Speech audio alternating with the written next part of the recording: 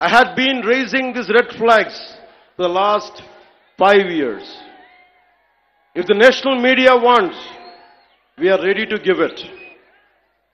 We are ready to give it.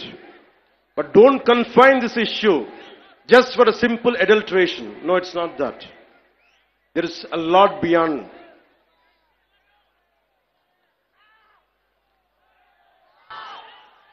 I want to bring it to the nation.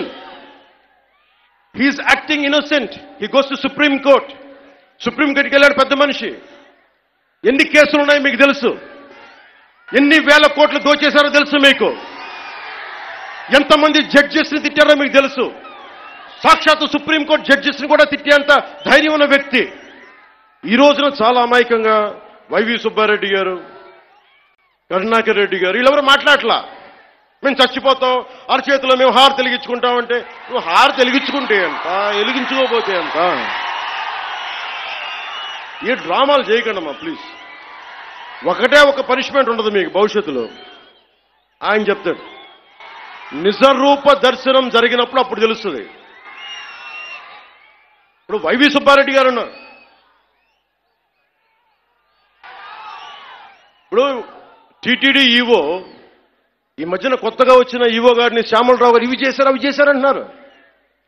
ఆయన తప్పు చెప్పారు, కరెక్టే, అలాగే అనుకుందాం పోనీ. ఆయన మొన్న ఏం చెప్పాను, ఆయన చెప్పింది నేను ఈవోగా the moment I have taken charge as EO there is no adulteration, that's what he meant. కానీ పాత ఈవో ధర్మారెడ్డి గారు ఏమైపోయారు, ఎక్కడ మాయమైపోయారు, ఎక్కడ గాయపోయారు? The man missing in action. I want to bring it to the nation. You have to talk about former EVO, Executive Officer of TTD, Sri Dharma Reddy Garu.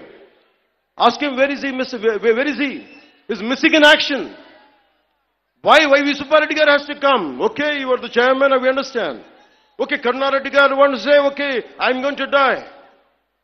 I don't know what exactly happens, so I don't want to comment about it. But what about the EVO? Dharmareddy గారు మీరు ఎక్కడికి వెళ్ళిపోయారు, ఎక్కడ మాయమైపోయారు?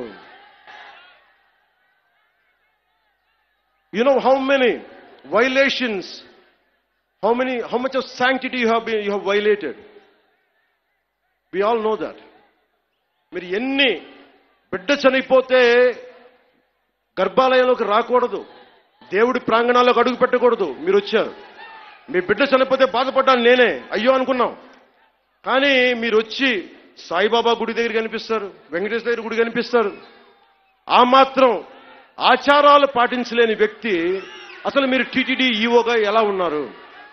2005లో మీ మీద చాలా ఆరోపణలు ఉన్నాయి, అవి కూడా బయటికి తీసుకొస్తాం.